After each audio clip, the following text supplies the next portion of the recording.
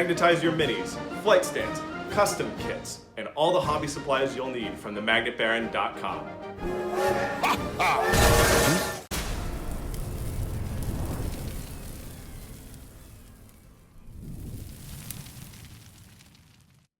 Hello and welcome to the YouTube channel for Craftworlds, Eldar.com. I'm Brent, and in this video, I'm going to be talking about the big Eldar reveal at the Kansas City Open this weekend. For those of you who do not compulsively follow everything that is happening to Space Elves with reference to the looming 10th edition, there was a big 2,000-point demo game at the Kansas City Open between Craftworld Eldar and Imperial Guard, in which we got to see all 6 of the unique Craftworlds stratagems on top of the 12 that we already know about that anybody has access to. We saw 2 warlord traits, 2 relics, about a dozen new data sheets, and all of this is on top of the handful of data sheets that we already knew about from the faction focus that GW published not too long ago on the Warhammer community page. We also found out what the unique subfaction bonus would be. So there's a lot of information out in the wild now about Craftworld Eldar, more than half of what there is to know about the faction by far. We don't know point values, and we're obviously still missing a lot of data sheets, but we really know a lot. We know enough that you could potentially play like a not very accurately pointed pseudo 10th edition game with certain units, at least at a relatively low point value. And that's kind of interesting because they've also released the core rules for free on the Warhammer community page. So in this video, I'll take us through those dozen or so new data sheets, the warlord traits, the relics, and the stratagems, and give you some of my initial thoughts.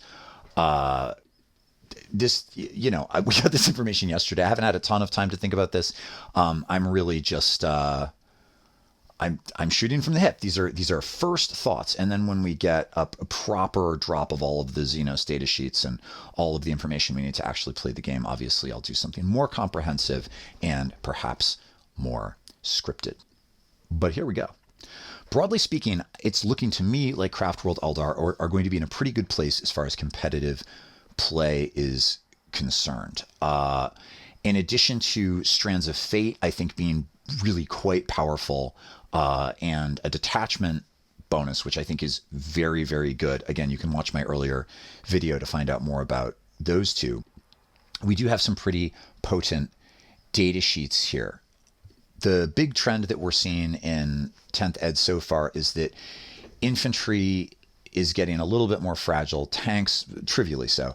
Tanks and vehicles and monsters are getting significantly more durable, and infantry are being sort of scaled down in their killingness to kind of, for the most part, only be good at killing other infantry and bikes.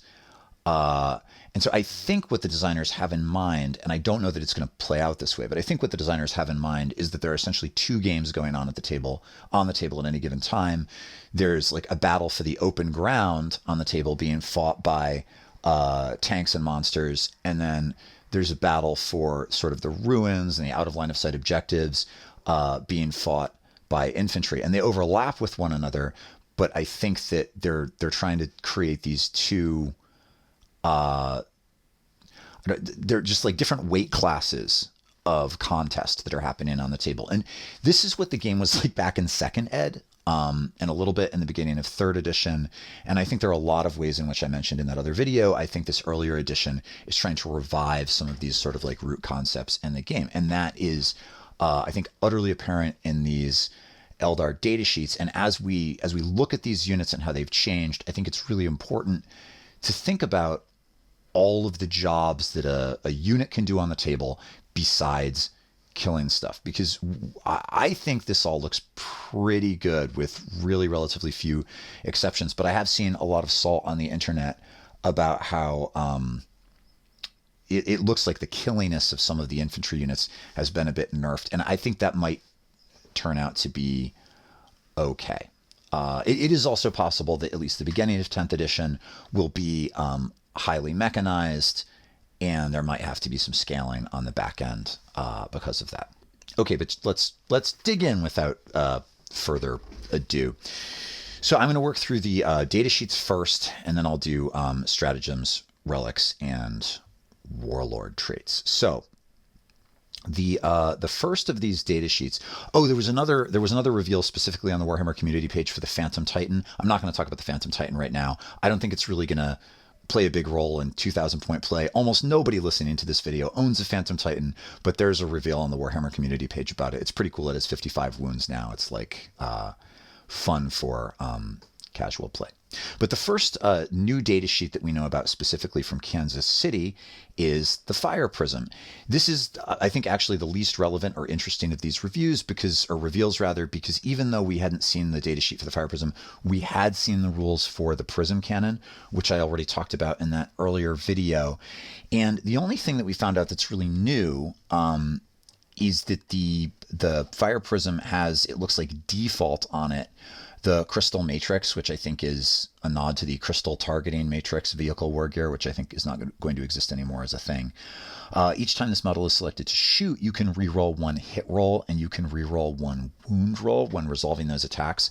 Some of you have already worked out why this is insane, right? Because the Eldar faction ability that you're going to be able to use simply by virtue of having your Craftworlders in a detachment, I talked about this in my other video, is you get to reroll one hit roll and one wound roll. So what this means is the Prism cannon on a Fire Prism, which when you fire the focused lance profile, is 2 attacks, hits on a 3, strength 18, minus 4 AP, flat 6. Well, you can reroll both of those hit rolls and both of those wound rolls, which is crazy cool.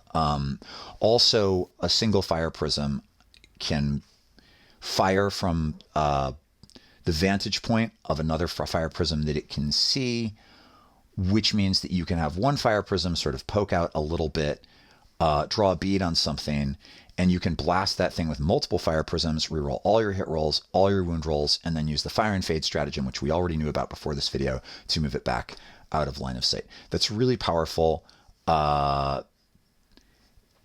It's what else is there to say about it? It's a really powerful hard target elimination tool, and whether or not Fire Prisms are really good in competitive play is probably just going to depend on how many points they cost. But as I said, we already knew about at least the stats on the Prism cannon, so that's not quite as exciting as these other ones, but it's interesting. The Fire Prism has a toughness of 9, and that may be the default toughness for Craftworlds hover tanks. It's which is a little bit fragile. 9 is like, it sounds good because it's way tougher than they are right now, but compared to like Imperial tanks and stuff, 9 is a bit fragile. But that's Craftworlds for you, right? They're a glass cannon. The next data sheet reveal is Asterman, one of my favorite Phoenix Lords, and it looks good. I will say there's a few people out there who like wanted to rage quit the video when I said it looks good, because the Asterman has been nerfed from what he was like before. All of the Phoenix Lords presumably have. For one thing, they're not damage capped anymore, and there's no strategy to potentially resurrect them on a 4-up. So they have gotten a lot less durable. But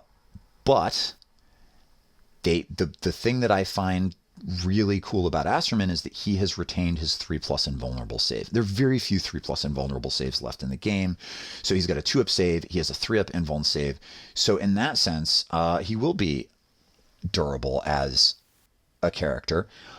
He can be attached to a unit of Dire Avengers, and you probably already know that the way attached leader characters work in this edition is you can have one of your character models like join a unit, and so if there are 10 Dire Avengers in that unit, instead of look out sir expressly, like no hits can be assigned to Asterman until all of those Dire Avengers are dead, which unfortunately means you can't use his 3-up invuln save to like prop up the Dire Avenger unit with extra durability, but it does make your characters reasonably survivable. Asterman has the Hand of Azurian ability, which allows units that are attached to it to add 1 to the hit roll. I think all of the Phoenix Lords may do this for their relevant aspect warriors. So that unit of Dire Avengers that he's running around with is going to be hitting on 2s, and we've actually seen the Dire Avenger sheet. They also have a way to improve their Overwatch fire, and this +1 to hit would also stack on that Overwatch. So they would have crazy good Overwatch when they're running around with Asterman, which is also kind of cool. He's also got tactical acumen. Once per turn, you can target this model's unit with the Fire Overwatch stratagem for 0 CP.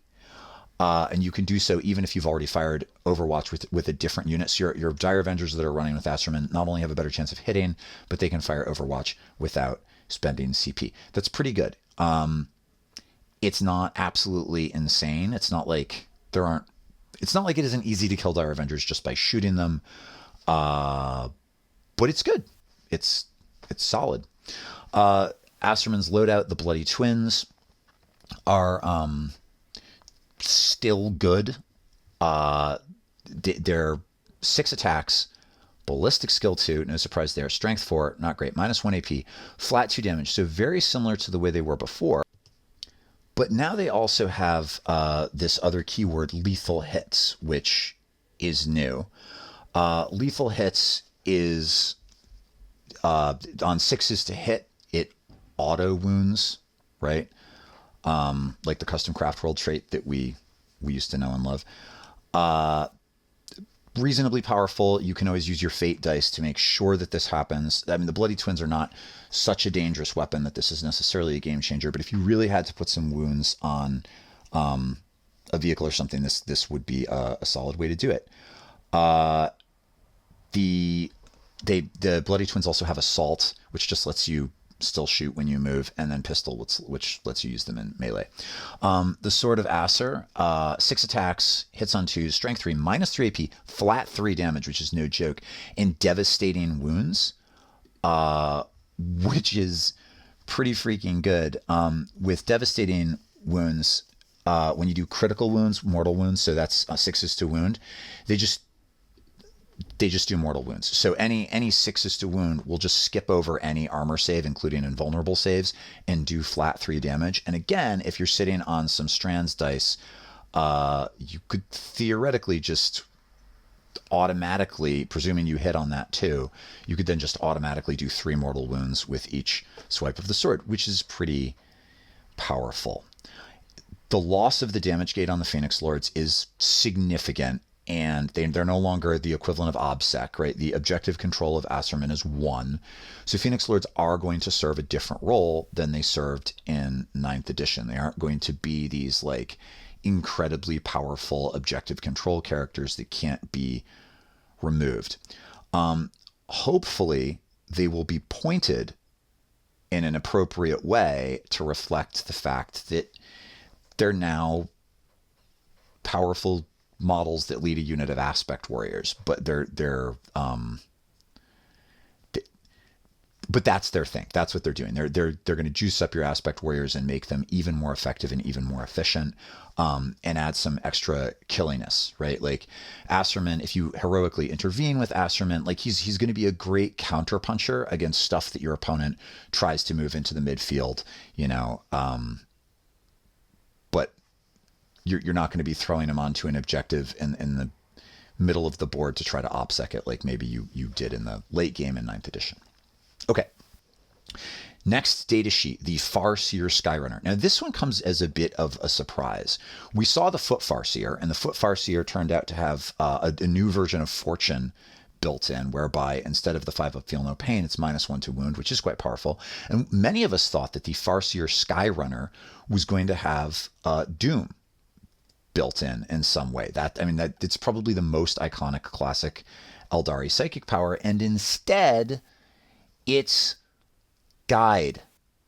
You roll a d6, and on a 2-up, a friendly unit can reroll all of the hit rolls. It's basically it's Guide from the previous edition. What's cool about that is that it used to only affect core units, and now you're going to be able to use this on on anything. So, you know, your big unit of artillery pieces or something. That's very powerful. Back in 8th edition, you used to be able to do this with guide, and it was that was no joke. Even though Craftworlds were underpowered in 8th edition, so the Farsier SkyRunner has guide. Guide is, I think, better than it was in 9th edition simply because it can affect more targets. But it is a little bit odd because he's so mobile, right? The Farsier SkyRunner, and can be in the mid board out of line of sight. And so you would kind of expect it to be a power that you throw on your opponent's units as opposed to something that you use to buff your own.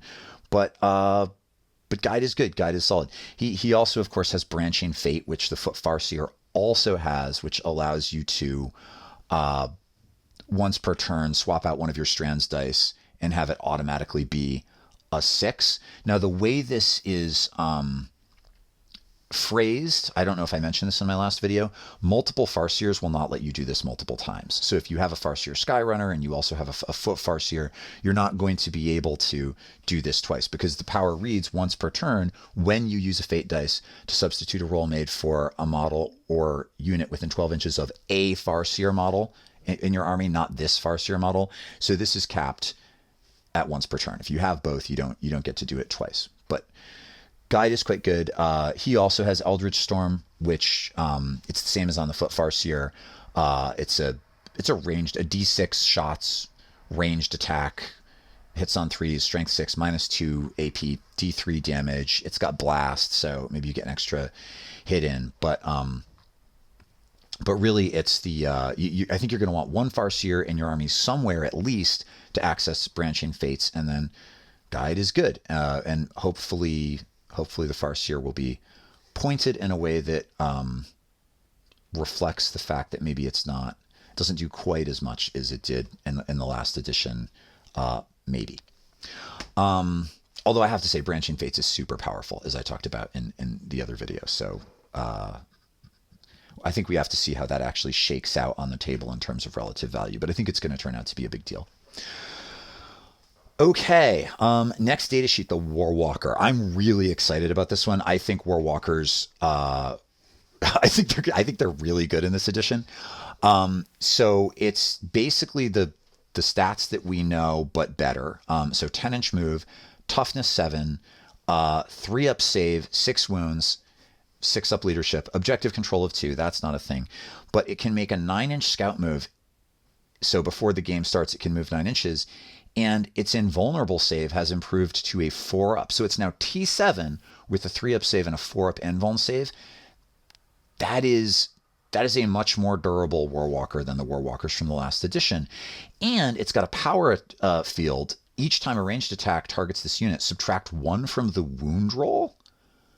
Like, that's actually kind of nuts. Your Warwalkers are going to be really tough. So if anybody tries to target a Warwalker with small arms, they're going to be wounding it on a 6. And even the big powerful weapons that would blast a Warwalker are never going to be wounding it probably usually on anything better than like a 4-up.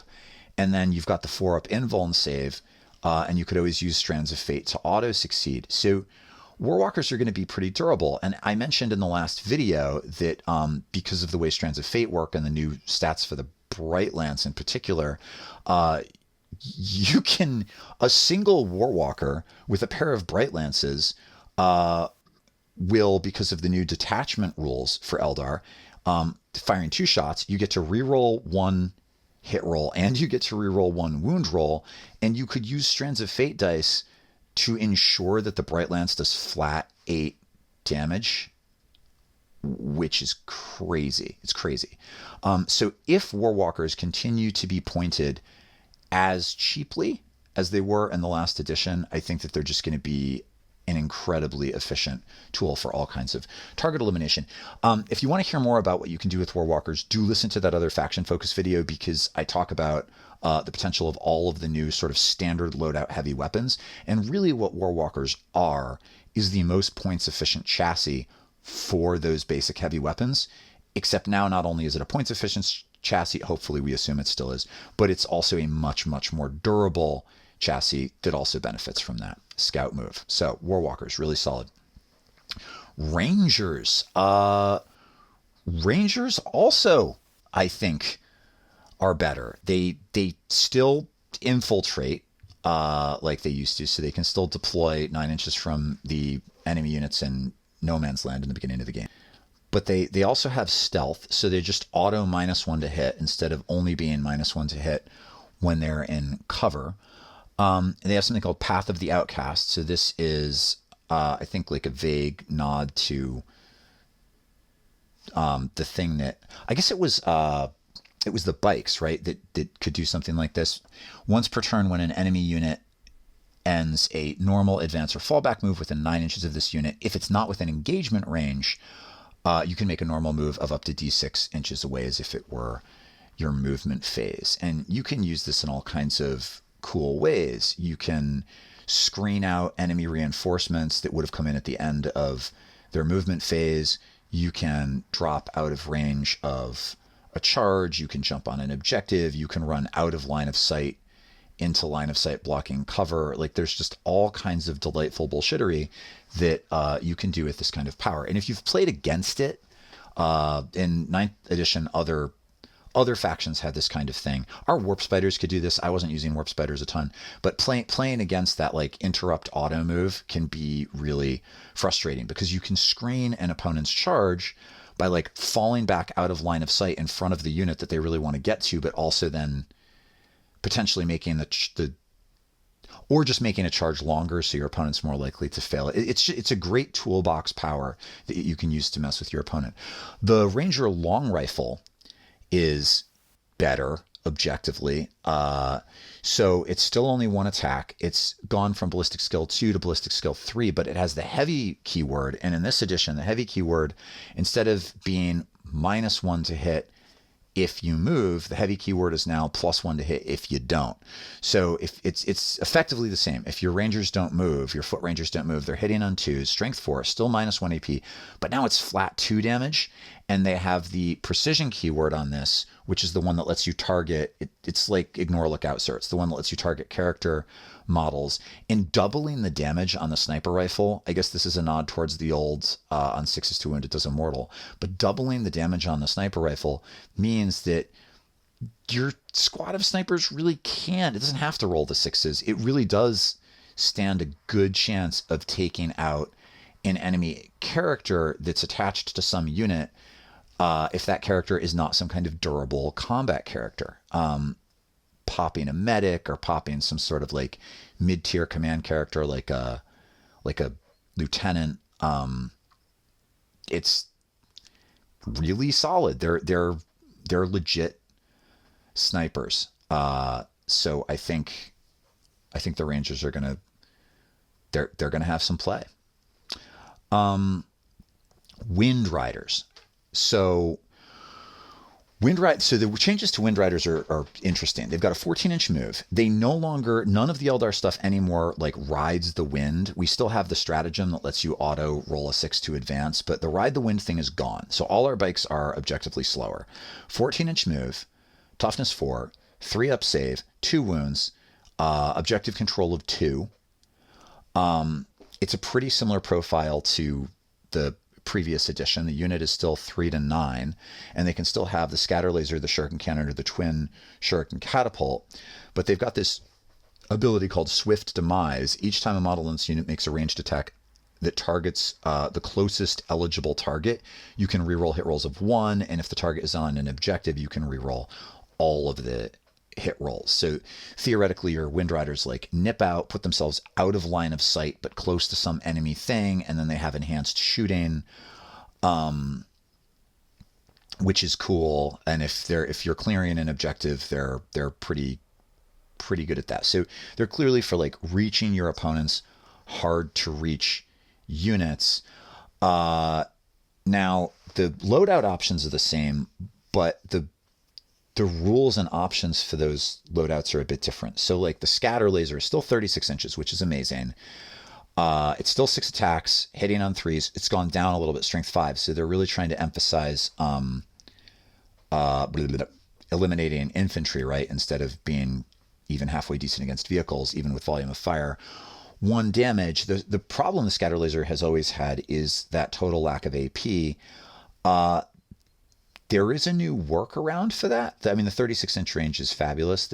There's a new workaround for that, and that's one of the new stratagems that was revealed. I was going to talk about those at the end, but I will just talk about this one right now. Bladestorm. So you may remember we had Bladestorm in the last edition, but it's different. You target 1 Eldar unit from your army that has not yet been selected to shoot this phase. Until the end of phase, each time a model in your unit makes an attack on a critical wound, improve the armor penetration of that characteristic by 2. So it used to be Bladestorm only applied to shuriken weapons. That is not the case anymore. So if you had 9 Wind Riders with scatter lasers putting out 54 attacks, you could pop Bladestorm, and if you were targeting the nearest unit, you'd be rerolling 1s to hit, and then when it comes time to wound, it's 54 dice, right? All with some rerolls.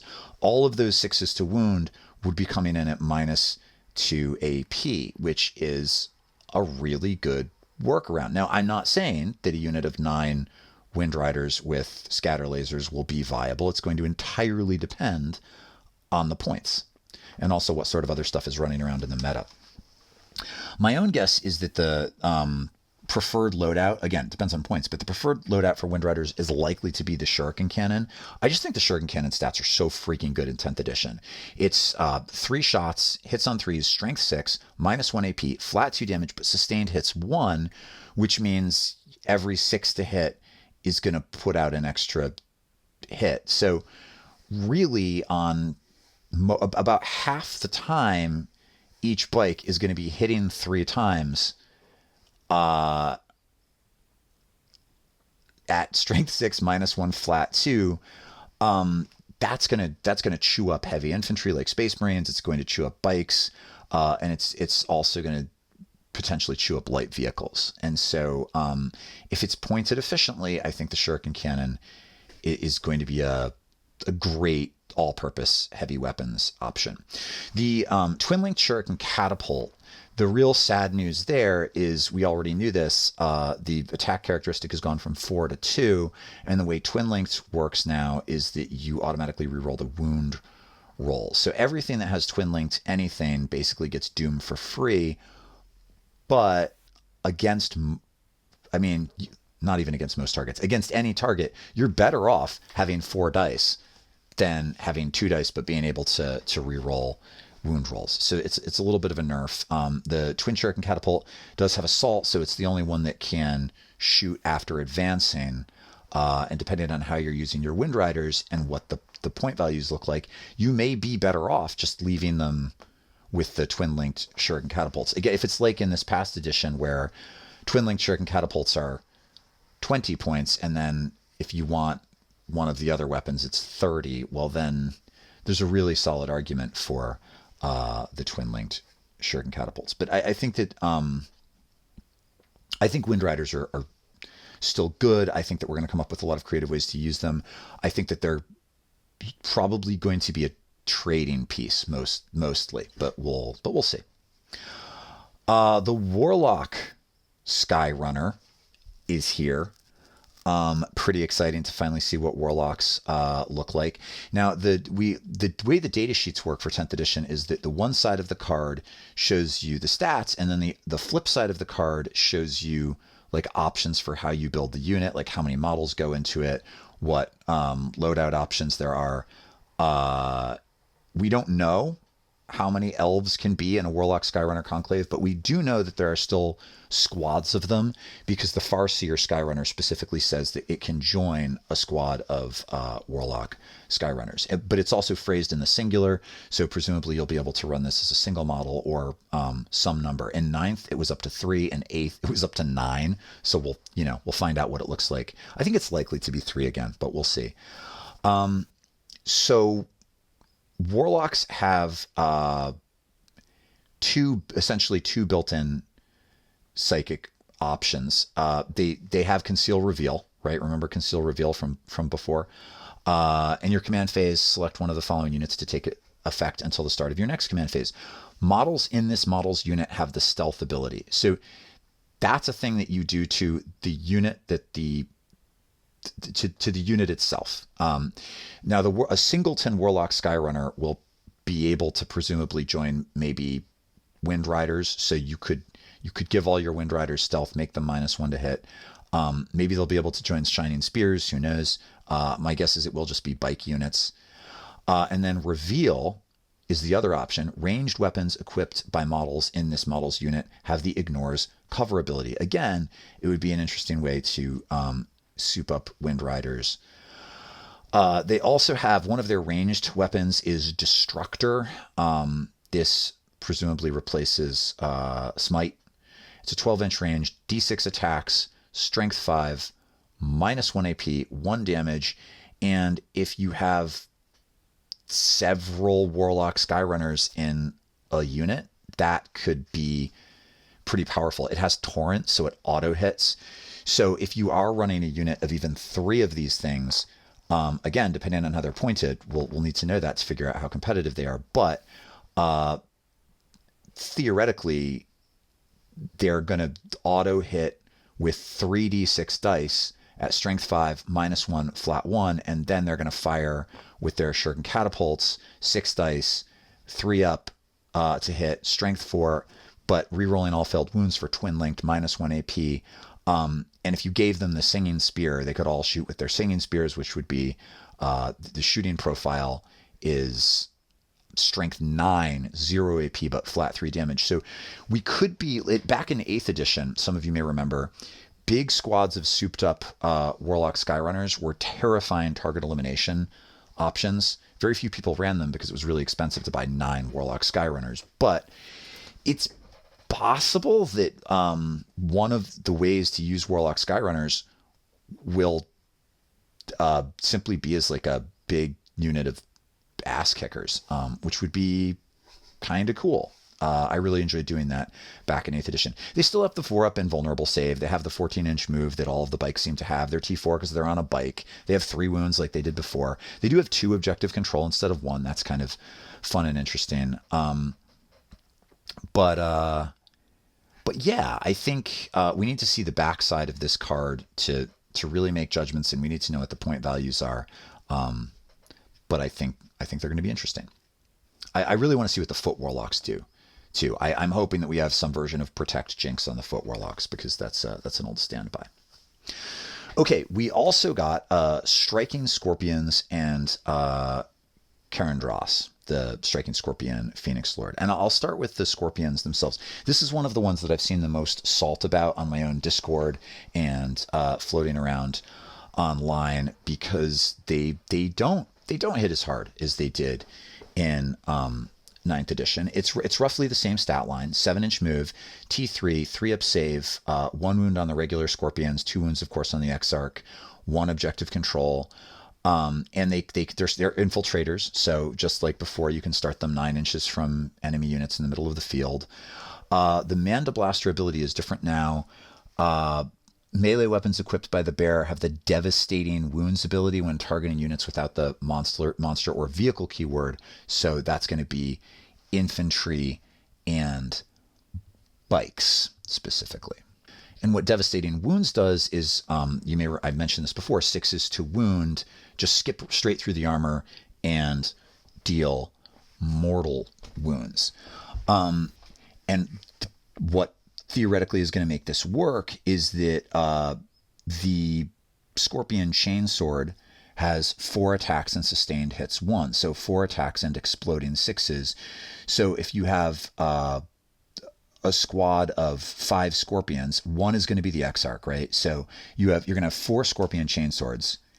And so you're going to be putting out 16 attacks with exploding 6s. Not bad.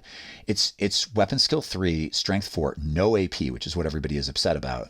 1 damage, but any of those 6s to wound are just going to do mortals.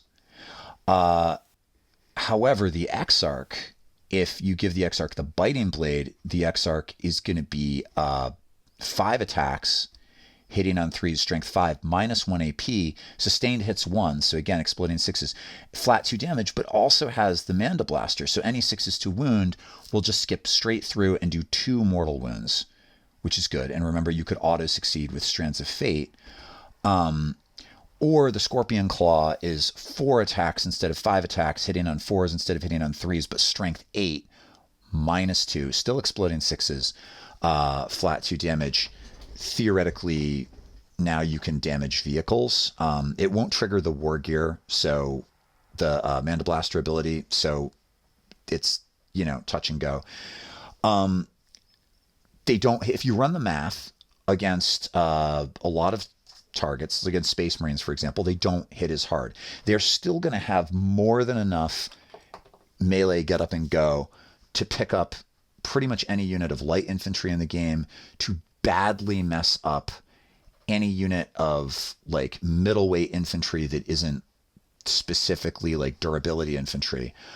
And they're going to do all of the things that they did before. They're going to move block. They're going to interfere with the way that your opponent can deploy. Simply by virtue of having Scorpions in your list, you limit where your opponent can put stuff on turn 1 and what has to be in front of what. And as long as they're not pointed like they're murder bots, I think they're still going to be a really good tool.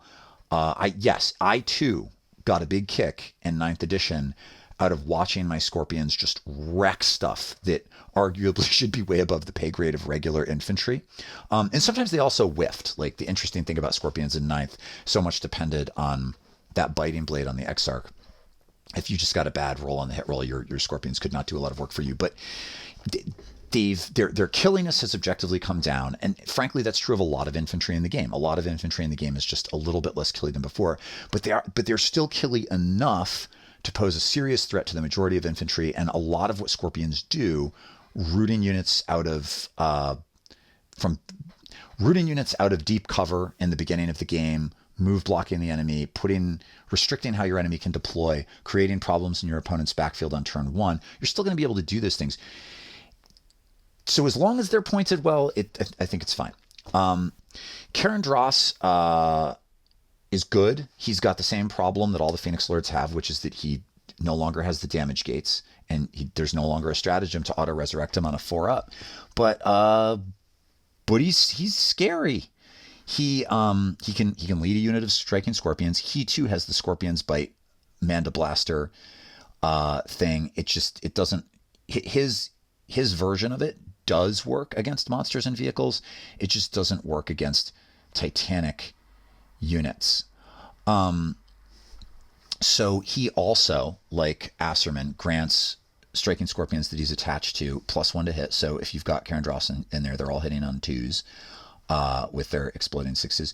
And then he has Sustained Assault. Each time this model makes a melee attack, if it made a charge move this turn, a successful unmodified hit roll of 4-up scores a critical hit. That's really cool because that triggers the Scorpion's Bite ability. So potentially he can be a real damage dealer. He's got 2 melee weapons. You're going to choose one of them. Both have sustained hits.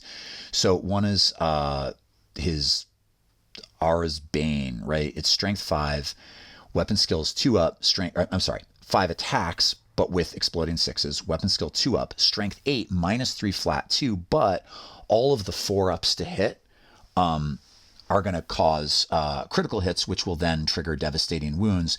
So all of his 4-ups to hit will just go straight through the armor save and just do flat 2 damage, even to vehicles and monsters. So he is a unique infantry character who's going to be able to do real damage to anything.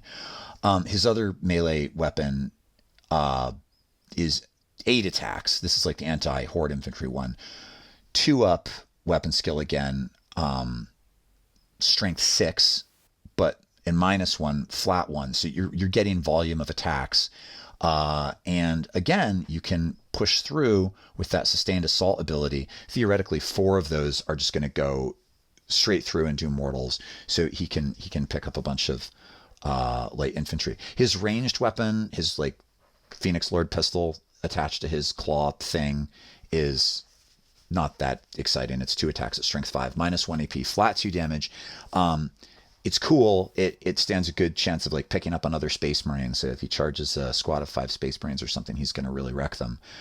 I think the real question with Karen Dross is going to be if he's going in with a unit of Scorpions, what is his relative point cost to the squad of Scorpions? Because what you don't want, and what I'm a little bit afraid of with this combo, is for that to end up being like 250 points of models. Like if he's like 150 points and they're like 100, that's way over costed. I'm hoping that Scorpions will come in at like, I would love to see 16 points a model. I'm guessing it's going to be 17 or 18.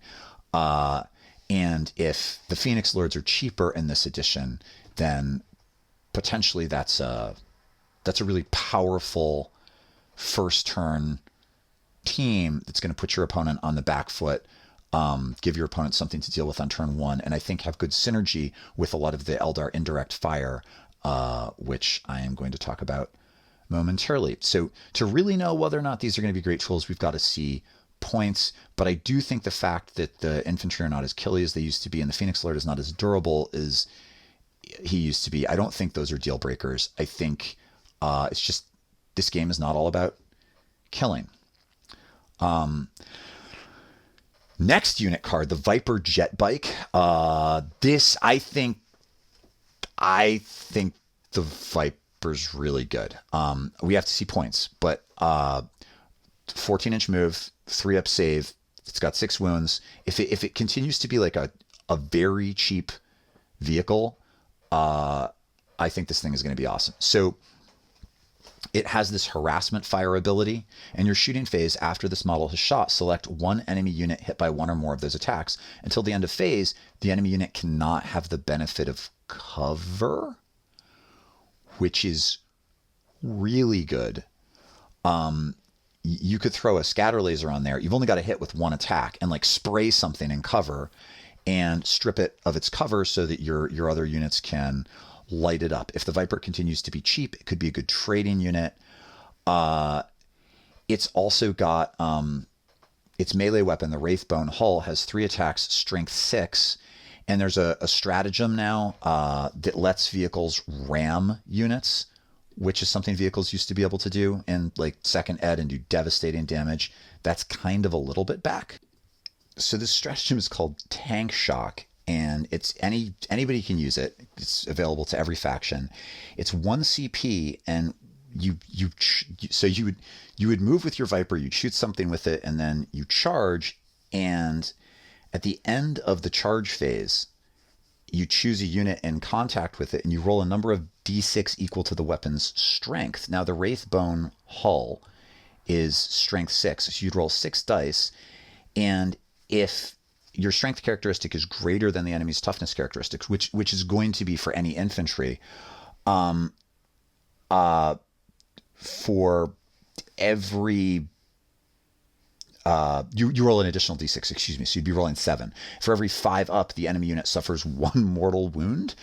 So presumably Vipers are still going to be pretty cheap, which means like they can move, they can shoot something, you can fly them into an enemy unit, and on for a CP, you can do potentially like 3-ish mortal wounds, 2 to 3 mortal wounds.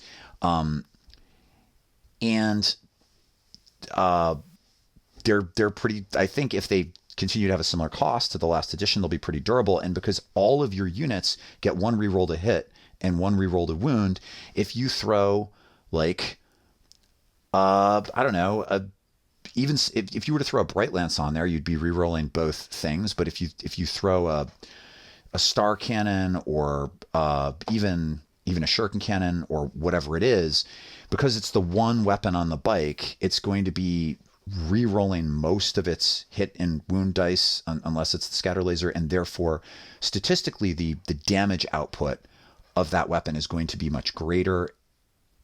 And so I think Vipers are going to be weirdly efficient. They'll have high efficiency shooting damage for their points. You'll be able to just fly them into things to do additional mortal wounds, to mess with something, or to finish it off. And strip cover from things. And the reason that I think stripping cover is so important is that Eldar have really, really good indirect fire in this edition. We're going to look at the support platforms shortly, but the way the support platforms work is that they have the ballistic skill of 3, but they have the heavy keyword. And you may remember that what the heavy keyword does now is you get +1 to hit if you don't move, and the indirect fire penalty in 10th edition has been nerfed a little from 9th. So the indirect fire penalty is you're at -1 to hit, and the target automatically gets the benefit of cover.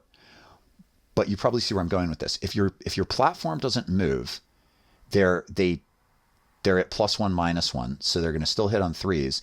And if you zip out your 14 inches on first turn with a Viper and shoot the thing, like get an angle on it and shoot the thing that's out of line of sight that you need to light up, well, now it also doesn't get a cover bonus. And so on turn 1, you can be lighting up opponents' units totally out of line of sight and essentially having no indirect fire penalty, on top of the fact that the indirect fire platforms have been pretty juiced. I think if Eldar don't have the best indirect fire in the game, we're going to have some of the best indirect fire in the game, and we're going to have tools to really make it sting, make it count. Not to mention that, like, some of the gambits and secondaries, the mobility of the Vipers is like a cheap disposable vehicle unit, will continue to be really excellent. So barring some sort of weird reveal in which the cost of Vipers has doubled or something, I think they're going to be an incredible tool. That ability to strip cover, man, that's going to change the math in a big way on a lot of targets. And it's so much easier than trying to like cast reveal on something, which you could also do. Okay, warp spiders. So warp spiders have changed in an interesting way. They have changed considerably. So they have the standard aspect warrior stat line, except they have a move of 12, which is great. They're really speedy, almost as quick as the bikes. They can actually be quicker than the bikes. 3-up save, toughness 3, all of the things you would normally expect. But the rules for flicker jump have changed. So instead of flicker jump being a thing that you do when someone takes a shot at you, flicker jump is a thing you do in your movement phase. When you make a normal move, it can instead flicker jump and move 24 inches. You roll a 1d6, and if you roll a 1, you suffer a mortal wound.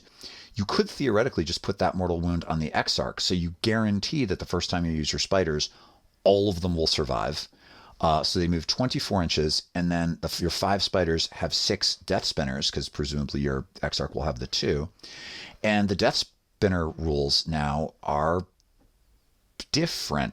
Still 12-inch range, d6 attacks, but they have torrent, so they auto hit, and they have devastating wounds. So 6s to wound just do mortal wounds. So 5 spiders will put out 6 d6 attacks, all of which auto hit. You'll get 1 reroll to wound for the faction ability, and then all of those 6s are going to be mortals. Now the problem is that there's no AP on these weapons. So these are going to just like they're simply going to eliminate light infantry with the auto hit and the volume of fire. Stuff that is in cover or reasonably armored will shrug many of those hits, although now cover can never get you past a 3-up save, so not having AP is not quite as big a problem as it used to be when you have volume of fire, but you're also going to be pushing through a few mortal wounds. So this means that your spiders, they're kind of going to be at their worst, I think, against like pretty tough armored units that are sort of light and cheap, but they're going to be able to put some mortal wounds on literally anything. So if you've got to finish off some toughness 16 vehicle in your opponent's backfield, like the spiders can get there. And that 24-inch move, especially now that we no longer have Ride the Wind, that's probably going to make spiders like de facto, unless we have Quicken somewhere, the de facto fastest thing in your army. So even they're no longer going to do the thing. You can't give them Web of Deceit, right? Where you're going to pick them up and put them down anywhere on the table. But the ability to move them 24 inches any turn is pretty big. So they can get to hard to reach enemy units that are like squatting on a backfield objective in the mid game and just pick them up. They can get to hard to reach objectives, and they're going to be able to help us perform actions and maybe succeed on gambits in the late game. It does seem that the way the game is going with infantry, your infantry are good at killing other infantry. They're good at getting objectives, infiltrating ruins, and performing actions. And spiders are fast. I'm going to miss the -2 AP on the Death Spinner.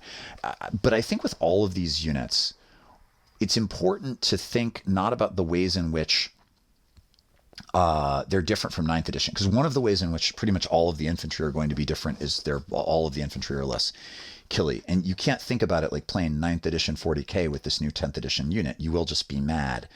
I think that they're going to do a really important job, and I think people are going to be jealous of a unit that can just move 24 inches through anything, and because they've got the fly keyword, and then like auto hit with a bunch of flamers that do mortal wounds. I think that that's going to be a super useful tool. Storm Guardians. Okay. When I first read the Storm Guardian datasheet, I was disappointed because I did the thing that I just advised everyone listening to this not to do. I thought of them in terms of 9th edition 40k. I had really hoped my Storm Guardians stayed on the shelf for most of 9th edition. They just didn't. They didn't do a job, right? They didn't hit hard enough for their points. The platform didn't really make them durable. They were a do-nothing unit that I used only in narrative play because they're cool, and I especially like the new models. And when I looked at the new Storm Guardian data card and I saw that the Guardian close combat weapon is strength 3 with no AP, yes, they have 2 attacks, I thought, well, there's another edition of my Storm Guardians sitting on the shelf. But as I have contemplated, I have decided that I am being dumb. Storm Guardians are not killers. They're not going to run in there and melee the crap out of something your opponent really needs most of the time. 10 of them are going to put out, assuming not one of them has an Eldari power sword, 10 of them will put out 20 attacks and potentially do some damage. They can kill termagants, they can kill guardsmen. If you're in a mirror match against Eldar, you are not going to want any of your aspect warriors to be charged by 10 Storm Guardians because Eldar are fragile enough that can it's 20 strength 3 attacks hitting on 3s can actually kind of F up a unit of 5 elite fragile infantry. But for the most part, Storm Guardians are not going to be killing stuff. Here's what they are going to do for you, right? Oh, okay. Well, I'll tell you, and then I'll tell you the other reason that I was skeptical about them. So they've got this they have this ability called Storm Blades. At the end of your command phase, if this unit is within range of an objective marker you control, it remains under your control even if you have no models within range of it. So it becomes sticky, right? You get a sticky objective.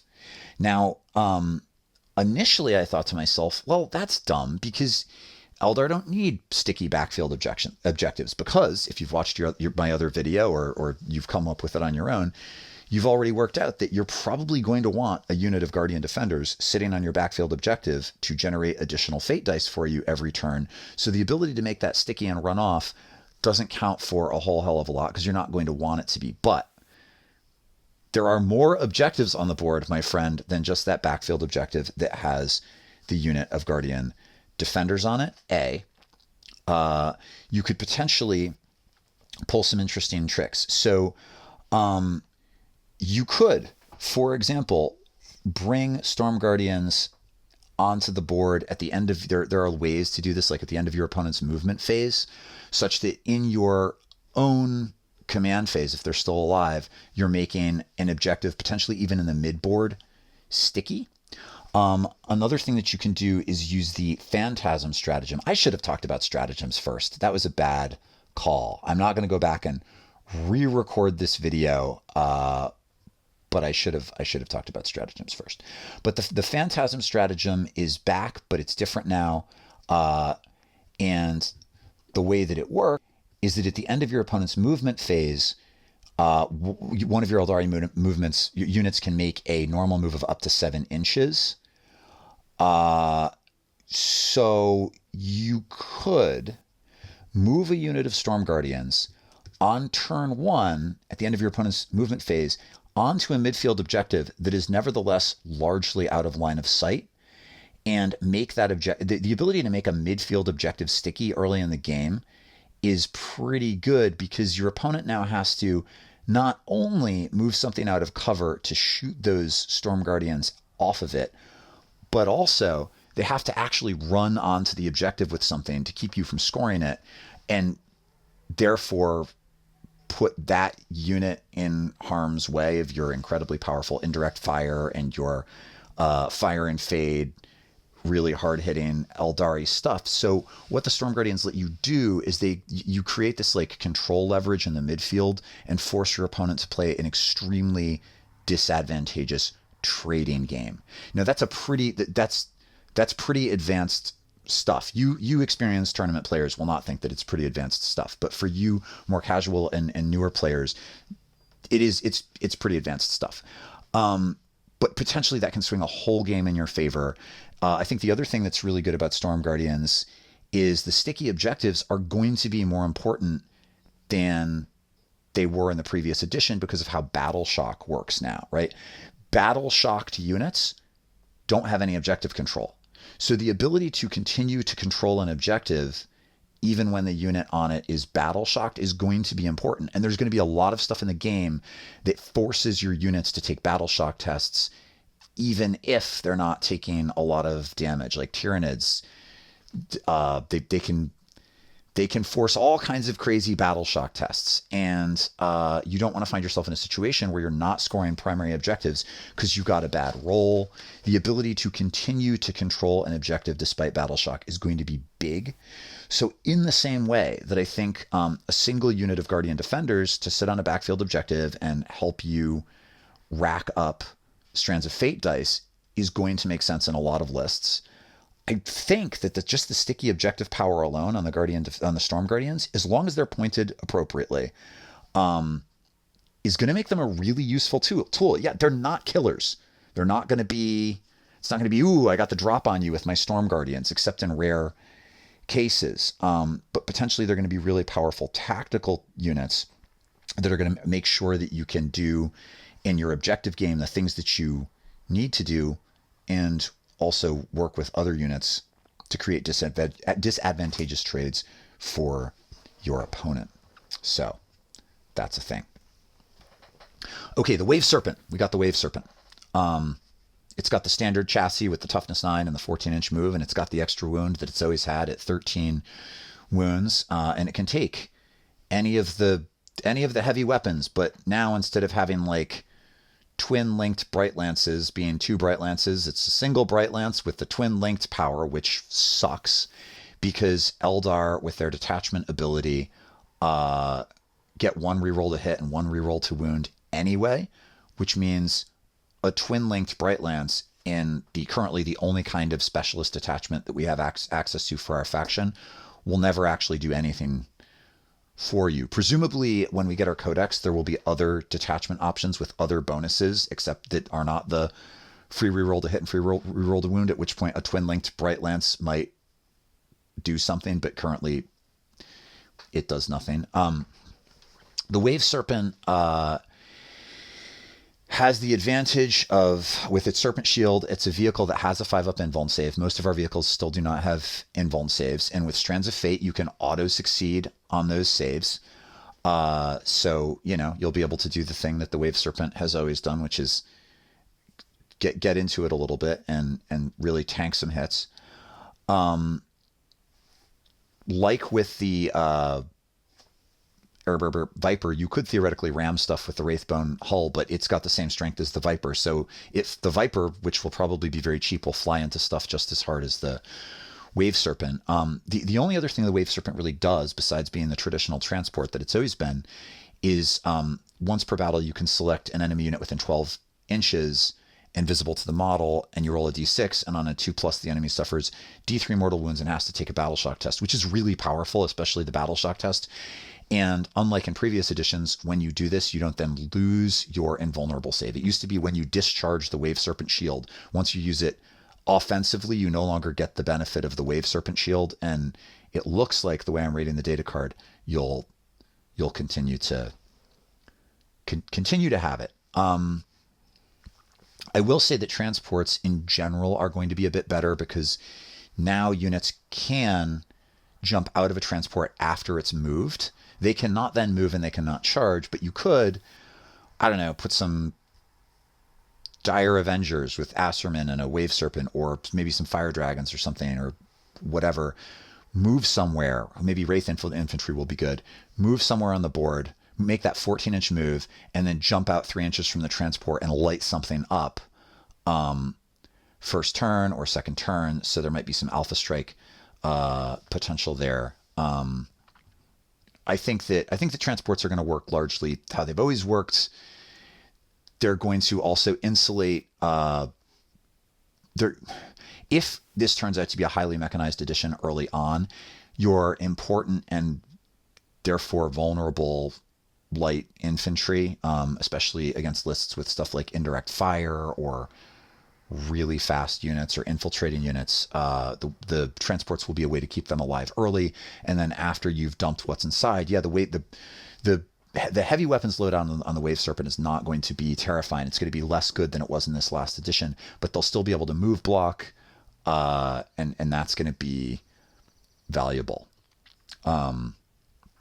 So yeah, it's a transport. It does the thing transports have always done. Support weapons.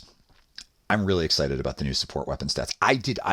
I did not think that support weapons were going to be powerful in 10th, simply because they seemed to be veering away from indirect fire, and support weapons appeared in pretty much every competitive Eldar list. So I thought that maybe but man, these things are good. So the platform has the stats it's always had with the 4-up save and the 5 wounds. And the weapons look relatively similar to in the last edition. The D cannon still has a 24-inch range. It's D3 attacks, hits on 3s, strength 16 now, baby. But obviously it's not quite as amazing as it sounds, because a lot of stuff is higher toughness than it used to be. So it's still going to be wounding most targets on 3s. It's not like we're going to be at 2s now, most vehicle targets. It's got the devastating wounds ability, which means on 6s to wound, you can go straight through the armor save and just do mortals, which is so good because this thing does d6 plus 2 damage, which means it also has minus 4 AP. So against something without an invuln save, you don't even really need to do it most of the time. So what we're looking at is a situation in which your D cannon can blast a monster or a vehicle with a 4-up invuln save. And even if you were not to use Strands of Fate dice to hit, you'd be attacking D3 times because it has the heavy, I already mentioned this, with the indirect fire, because it has the heavy keyword. Yes, it would be at -1 to hit for direct fire, but +1 for being a heavy weapon that didn't move. So you'd still be hitting on 3s. You'd be wounding pretty much everything on 3s. You'd get a free reroll for the detachment bonus. And then even if there's a 4-up invuln, you could just use a Strands die to guarantee not only that you wounded, but that it was a 6 and just push through the mortal wounds. And if you had another Strands die of 6, you could automatically do 8 mortal wounds, which is against something with an invuln save that's really tough, which is incredibly powerful. And because stuff is no longer core locked anymore for stuff like Farsier bumps, if you have a nearby Farsier, the Farsier could use the Farsier ability to treat any of your dice rolls as a 6. So you could pick up one of your Strands die that's a 1 and automatically do 8 mortal wounds with it, which is freaking crazy pants. It's so good. And before I tell you about the Shadow Weaver, which is also good, let me talk to you about the special ability it comes with now. It's called Artillery Barrage. In your shooting phase, after this unit has shot, select one enemy unit, excluding monster and vehicle units, that was hit by one or more of these attacks until the start of your next turn. While this unit is on the battlefield, that enemy unit is suppressed. While a unit is suppressed, each time a model in that unit makes an attack, subtract 1 from the hit roll. So the Shadow Weaver has a 48-inch range, fires d6 plus 2 shots, strength 6, no AP, 1 damage. But if you've got a Shadow Weaver in your list, or a couple of Shadow Weavers,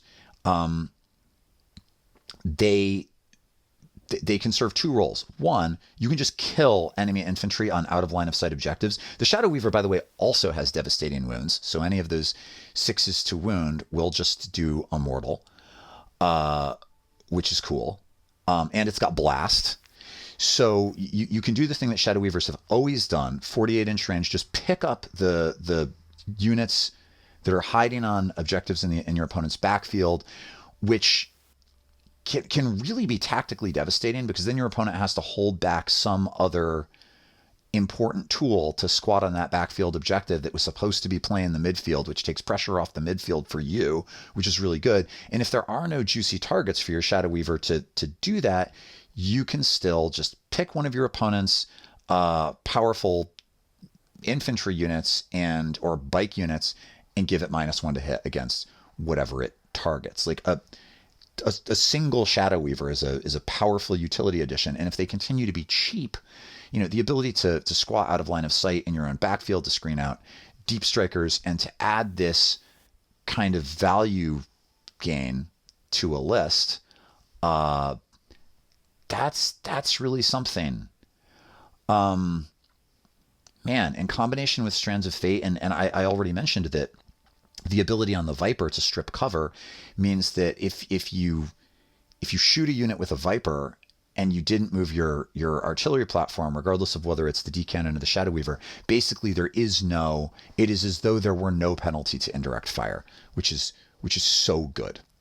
The Vibro Cannon, I am not totally crazy about. It's 48-inch range, d6 shots, hits on 3s, strength 8, good, -1 AP, flat 2 damage. The reason that I'm not totally crazy about it, like if you had 3 of these things and you were doing 3d6 shots, and you could throw guide on there or something, theoretically that hits pretty hard. It would be really good against something like Space Marines. But the reason that I'm just not crazy about it is that Craftworlds already are really good at picking up 2 wound infantry, which is really what this is going after, because vehicles have such higher toughness now that strength 8 is no longer like good against tanks. Yeah, that's pretty good volume of fire. You could ping a tank for a few wounds, but the real target here is going to be 2 wound infantry. And shuriken cannons are so good against 2 wound infantry, and star cannons are so good against 2 wound infantry, and historically we have a bunch of other stuff that's really good against 2 wound infantry. So I'm not sure we're really going to need the Vibro Cannons. Also, they have the heavy keyword, and I think the way you'd probably want to use Vibro Cannons in a game in which you couldn't outrange somebody would be to have them like nudge out, shoot, and then fire and fade. And we just have better units. Like I think you're going to be better off using that on some Warwalkers or a Fire Prism, or the simple fact that you can put a D cannon or a Shadow Weaver on the platform instead. I don't think Vibro Cannons are going to be a big part of lists in competitive play. I could be wrong. I've been wrong before, but that's where I am right now. But I do think that D cannon platforms and Shadow Weaver platforms, I think that the support weapons are going to continue to be staples of competitive Craftworlds play. Okay, Dire Avengers. Dire Avengers are still good. That's the good news. They were really good in 9th edition, and like me, you probably own a ton of them now, and the good news is they don't suck. So they have the standard Aspect Warrior stat line, plus they have this defensive tactics ability. Each time you target this unit with the Fire Overwatch stratagem, which, remember, if Asterman is leading them, they get for free. While resolving that stratagem, hit rolls scored on unmodified... Hits are scored on unmodified hit rolls of a 5+ or unmodified hit rolls of a 4+. Instead, if this unit is within range of an objective marker you control, and I have just realized that I lied to you about the Asterman thing because it's unmodified. This is what happens when you only saw the rules a day ago. So Asterman will not help them with their Overwatch. I take it back. But they're pretty good at Overwatch. They had that they had that back in 8th edition too. They're pretty good at Overwatch. You can still give the Exarch the Shimmer Shield for a 4-up invuln save, and I guess take the hits on the Exarch first. But what's important is that the Avenger Shuriken Catapult still has the 18-inch range and still fires 3 shots. It's gone from -2 AP to -1 AP, which I think all of us saw coming because infantry just don't hit as hard. But it got the lethal hits ability, which is the 6s to hit, automatically wound. So you could then theoretically pop Blade Storm and take it to -3 AP for those 6s to wound. And so I think Dire Avengers are still going to be one of our most versatile, killingest, hopefully points efficient shooting infantry.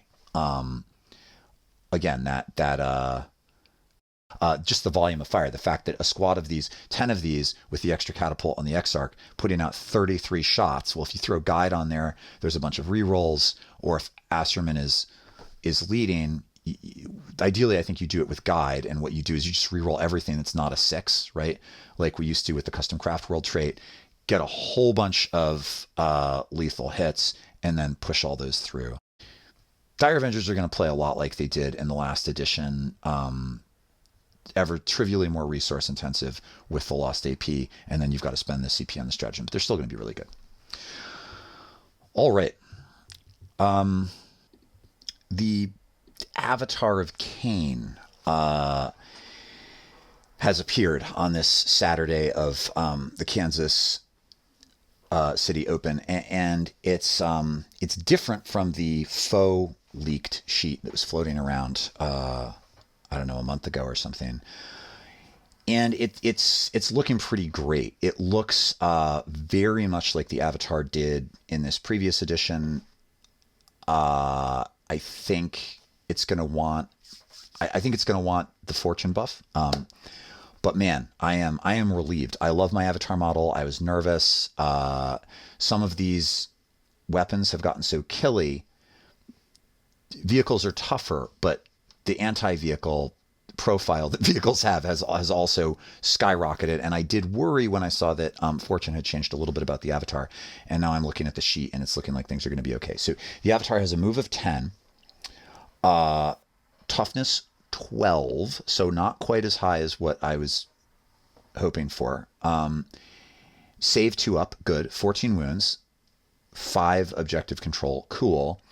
But it's still got its molten form, which means each time an attack is allocated to the model, have the damage characteristic of that attack. So having damage is still a thing. That's good. And then it's got the 4-up invuln. It's only toughness 12, but if you throw fortune on it, most weapons, right, are going to be wounding it on a 5+. Most like anti-infantry, anti-monster weapons are going to be wounding it on like a 5+. Any light, small arms fire is going to be wounding it on 6s, which is a serious relief. And I think that it's going to be able to do some work for you. There still will be stuff that like wounds it on a 4. A D cannon would wound it on a 4, even with fortune on there, which is, that's a little rough. But essentially having transhuman against even the best stuff in the game, plus the 4-up invuln, plus the have damage, the Avatar will continue to be quite durable. You have to put fortune on it, but it will continue to be quite durable. And in that sense, I think it's going to operate much the way it worked in 9th edition, right? Like, so the Avatar keeps its head down. It in the early part of the game, it's a counter puncher for the midfield. So if your opponent comes into the midfield with something big and bad, the Avatar can jump in there and really mess it up. And what you try to do is destroy it with your crazy indirect fire and your super Eldari speed.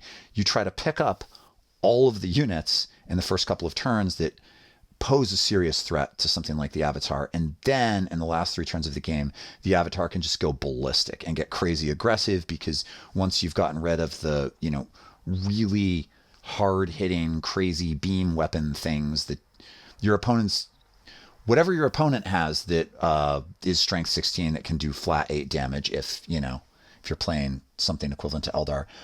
Once that thing's gone, the Avatar can probably wreak some real havoc. In addition, just as like a fun bonus, Eldar units within 6 inches of the model get +1 to advance and +1 to charge, which is cool.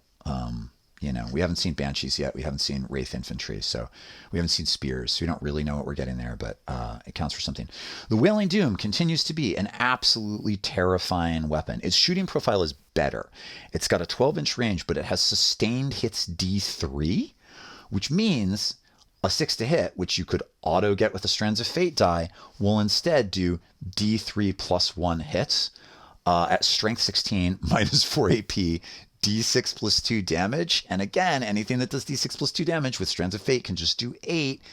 I don't know of a rule yet. In the last edition, the Avatar of Khaine did not benefit from faction bonuses or detachment bonuses.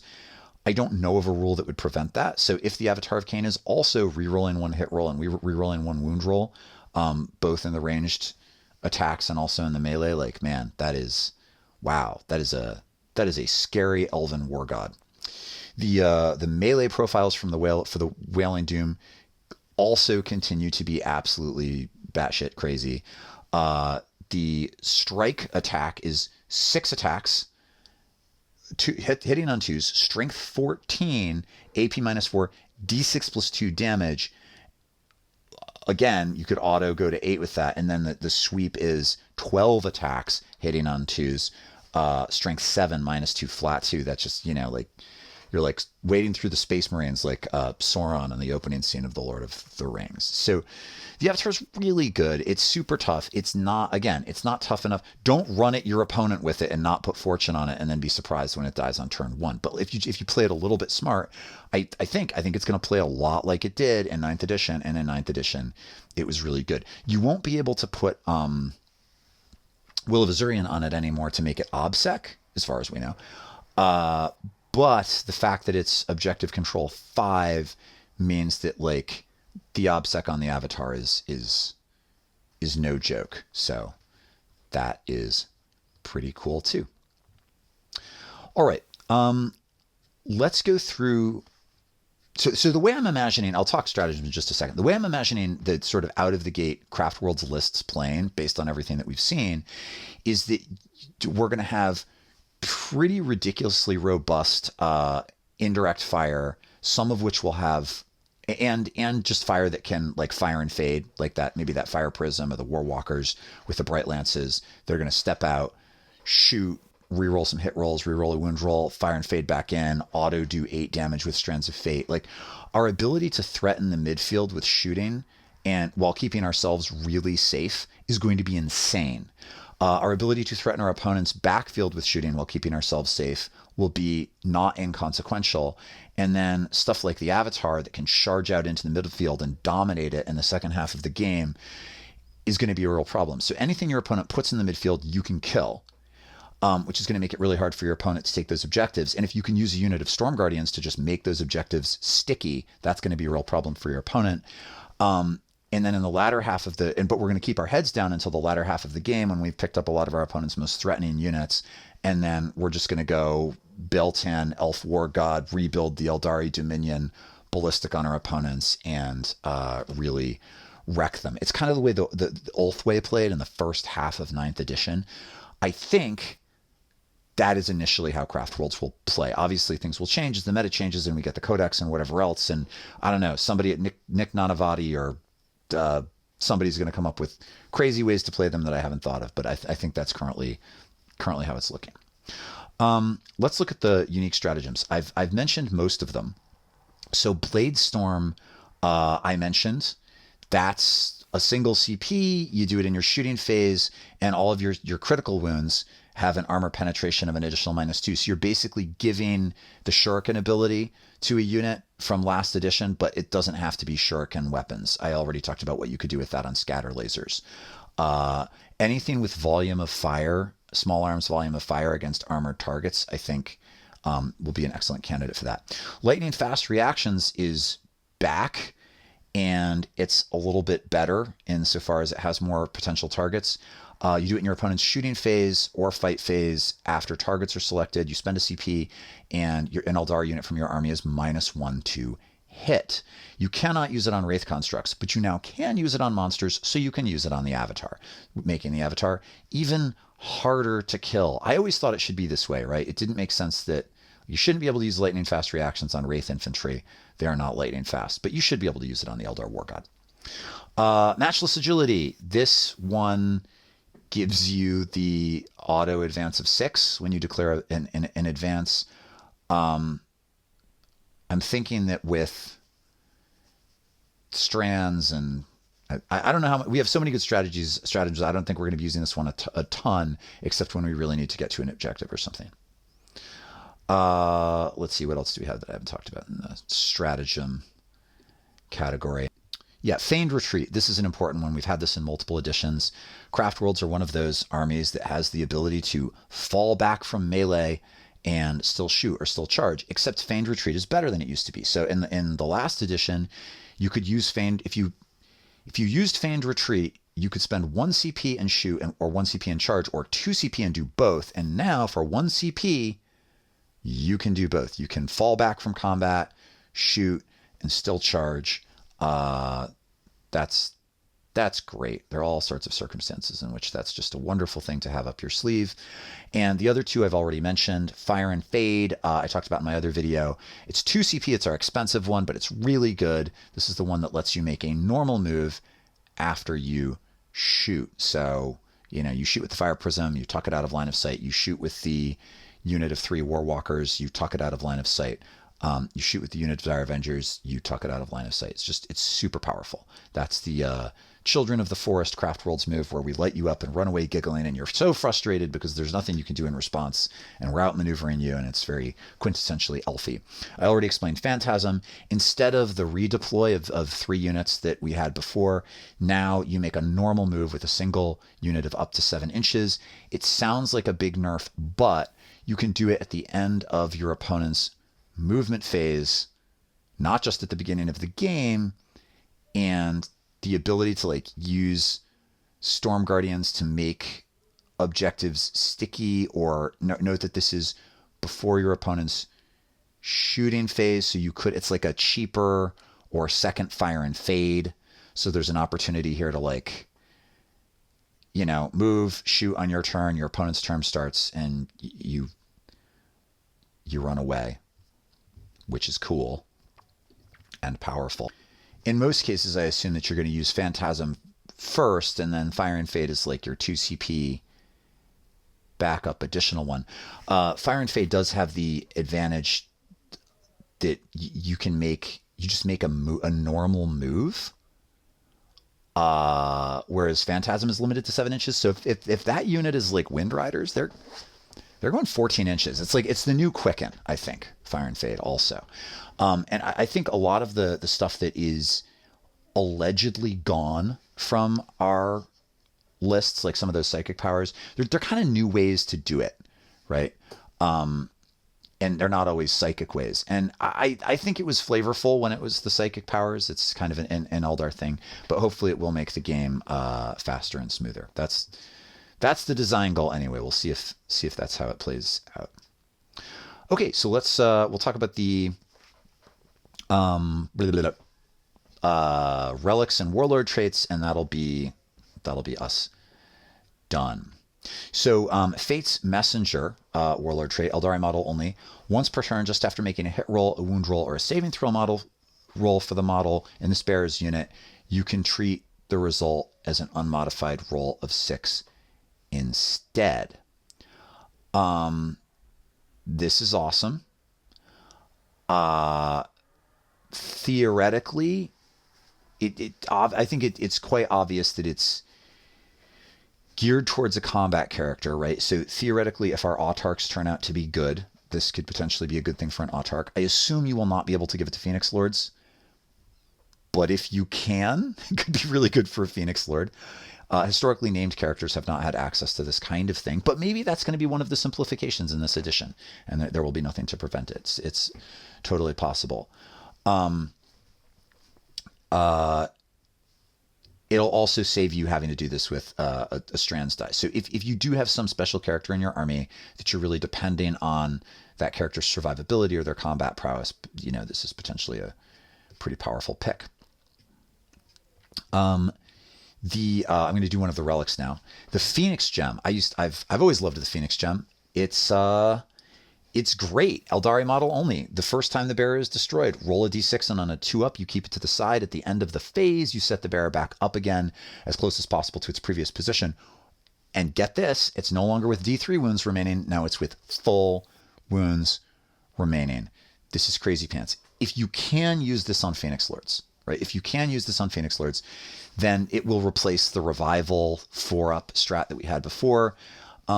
I really liked the Phoenix Gem on an autarch in the last edition. It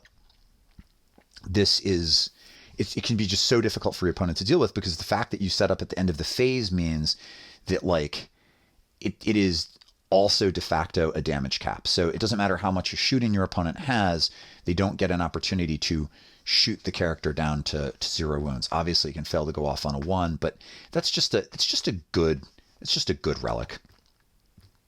If we have good targets for it, I think that it's one you're never going to feel bad about taking. Reader of the Runes, Eldari Psyker model only. In your command phase, you can select 1 dice in your Fate dice pool, re-roll it, then add it back to your Fate dice pool, displaying the result you just rolled. We have all these ways to manipulate dice. So if you give it to a Farsier, not only will that Farsier let you treat one of your crappy dice as a 6, but it will also let you in every command phase re-roll one of them. Those rerolls will become less important as the game goes, presumably, unless, of course, you have Guardians generating new dice for you, and probably most of us will, so really good. All right, lastly, the Weeping Stones. The Weeping Stones are a relic that allows the bearer's unit to, when it destroys an enemy unit, roll a d6 and add that d6 to your Strands of Fate dice pool. So it's a way of generating additional strands dice. Now, realistically, in the course of a game, how many units are you going to destroy with the bodyguard for one of your key characters? 1, 2, maybe? So you're using your relic and you're getting a couple of extra strands dice. And that's not bad. It's fine. I think strands dice really are going to be an essential tactical engine of a lot of Craftworlds lists. And so any ability to add fuel to that engine, like with Guardian Defenders, why not? It's good. I do think that if you're choosing between the Phoenix Gem and the Weeping Stones, you're really only going to take the Weeping Stones if there isn't a good candidate in your list. Some sort of frontliney character that's going to be in harm's way. For the Phoenix Gem, I think most lists are probably going to do better with that one. But it's solid. It's certainly not bad. You're not going to be sad that you've taken it in lists that don't have a good candidate for the other one. All right, now I was going to wrap things up, but while I was adding images to this video, another datasheet dropped. Suddenly we have Wraithguard. So I'm talking about another datasheet. That's cool. Thanks, Kansas City. Well done. Wraithguard are looking pretty solid. They are still our durable infantry option, but they have changed in interesting ways. So their damage reduction is gone. They still have 3 wounds, but they no longer reduce incoming damage. And that's true pretty much across the board in 10th edition. Most units that had damage reduction in 8th edition, or 9th edition, no longer have damage reduction. One of the reasons why it's so cool that the Avatar halves incoming damage still is that that's gotten pretty rare, it seems, in 10th edition. But the new Wraithguard do have a better armor save at 2-up, so they're really robust against small arms fire, especially in cover.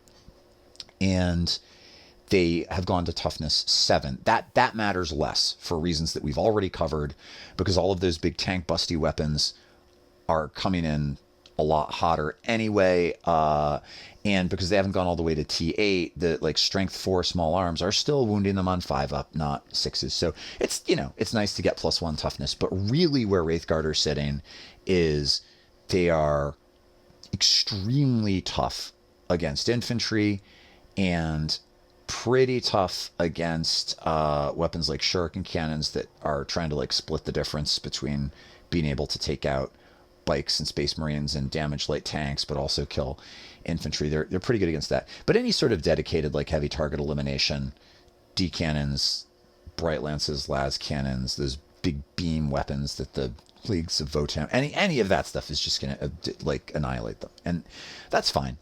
I think what's cool though is that 2-up armor save, even against -4 AP, you're still going to be saving on a 6.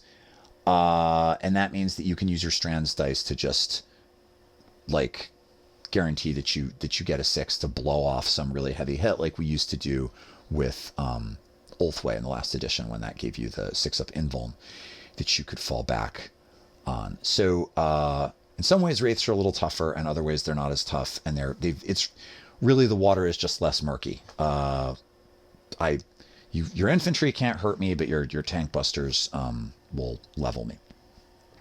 Their offensive profile is changed in a fascinating way. So, and really, it's in the special abilities. So they've replaced their damage reduction with this the new rules for War Construct, which go like this: once per battle round, when an enemy unit targets this unit after that unit has finished making its attacks, this unit can shoot as if it were your shooting phase.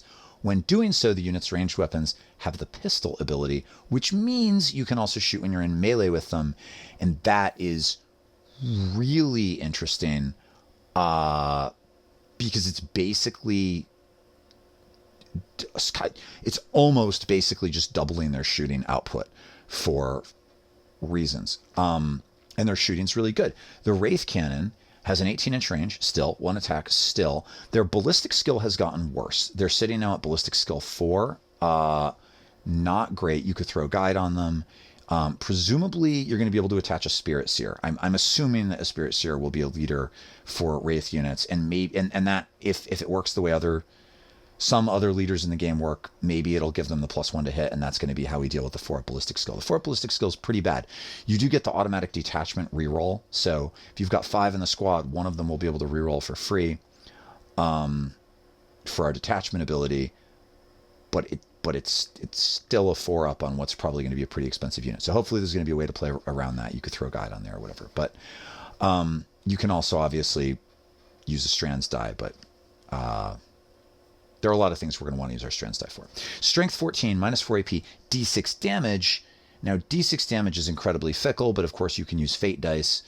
But it's got the devastating wounds ability, so any 6s to wound will go straight through the armor save, which means you get to reroll a wound roll if you don't. I wonder if, I don't know if this has been addressed. If you re-roll a wound roll using the detachment ability, could you then use a strands die?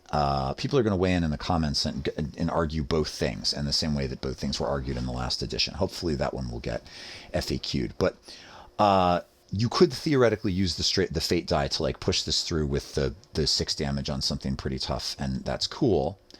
The D-Scythe still has a 12-inch range, D6 attacks, again with the ballistic skill 4, strength 10, -4 AP, 1 damage. So you've got volume of fire behind the D-Scythe. It doesn't have any keywords to trigger, so it's just, you shoot it. But if we look back at that War Construct ability, because the D-Scythe doesn't have blast anymore, and because whatever weapon you're shooting becomes a pistol for the purposes of War Construct, the kind of obvious ways to get extra murder out of your Wraithguard is going to be to shoot something, charge the thing, fight it in melee, let your opponent hit you back with some like crappy melee hit, and then trigger War Construct to shoot it again in your melee phase as though it is your shooting phase. And so if you're doing that, you're doubling the fire output on the Wraith Guard, and suddenly like they're really dangerous against especially against vehicles, because vehicles have like a pretty shitty melee threat response. So, you know, your Wraith Guard potentially could be sitting out of line of sight behind a ruin. The vehicles are dominating the middle of the table. They move into the ruin. They shoot the thing. They charge out. They club the thing. They shoot the thing again. And actually, their close combat isn't bad either. They don't have any AP, but 3 attacks, strength 5. You know, not terrible. But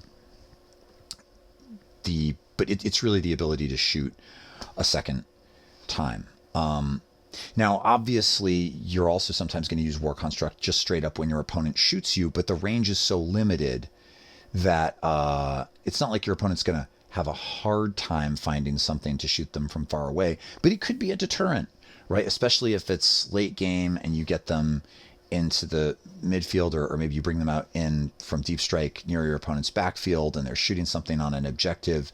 Your opponent might find it's a losing prospect to shoot back at them and just have to like ignore them. I don't know. I think that War Construct ability is going to be a fun tool to play around with. Okay, so those are my initial thoughts on Wraith Constructs, and also my initial thoughts on everything we've seen this weekend. When we get the rest of the data sheets, we'll probably recognize additional synergies. When we see the rest of the data sheets for other factions, we'll get a better sense of what the meta is going to be like. But I'm feeling pretty optimistic about Craftworlds. You newer players or people who haven't been keeping up with these reveals, that's between this and the other video on the faction focused reveal, that's what we know so far. For you veteran players who have been following all of these reveals closely, hopefully I had at least one suggestion or idea that had not already occurred to you. Regardless, I hope that if you do have other ideas about the new data sheets or the warlord traits or the stratagems or whatever, please make note of those in the comments below, or just say hello in the comments to help out my algorithm, which I always appreciate. If you have not yet subscribed to the channel, I hope that you will subscribe. If you have not yet liked this video, I hope that you will like the video. If you have not yet considered becoming a patron, I hope that you will consider becoming a patron. That gets you early access to videos. It gets you membership on my Discord channel. We have a really cool community of people who play the game a lot of different ways and are very insightful. I learn a lot from my my patrons. And you also get the opportunity to download audio files of these videos and consume it like you would a podcast. And there's some additional little benefits at the higher patron levels too. But mostly those are just, you know, extra support for the sake of it, because you're feeling generous. But there's also a way to see your models on my channel, and a way to get prioritized correspondence. So if you haven't yet considered becoming a patron, I will link the patron page in the video description. Thanks so much, everybody. That's what I've got. I will be back in the relatively near future when the Xenos data sheets drop and we get a complete picture of what Craftworld Eldar are going to look like in 10th edition 40K. Thanks so much. Take care. Bye.